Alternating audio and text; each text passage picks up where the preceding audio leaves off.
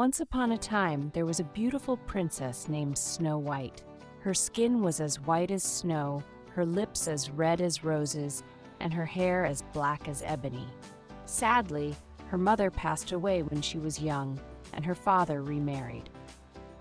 Snow White's new stepmother, the queen, was very beautiful but also extremely vain and wicked.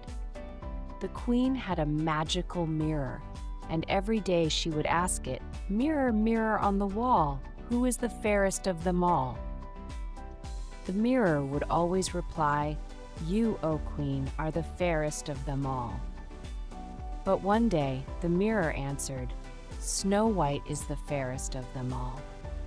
This made the queen very jealous and angry.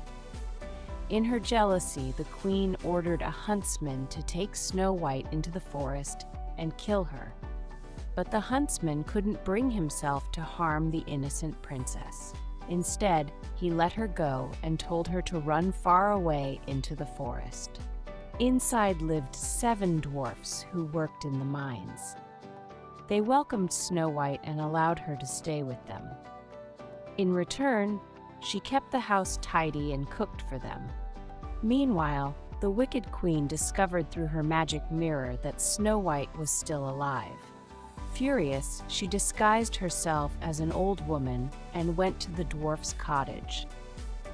She gave Snow White a poisoned apple, and as soon as Snow White took a bite, she fell into a deep sleep, as if she were dead. When the dwarfs returned home, they were heartbroken to find Snow White in this state. They placed her in a glass coffin in the forest, where she lay in eternal sleep. One day, a prince passing through the forest saw Snow White and was struck by her beauty. He kissed her gently and the magic spell was broken. Snow White woke up and the prince asked her to marry him. She agreed and they lived happily ever after. As for the wicked queen, she was punished for her evil deeds and never bothered Snow White again.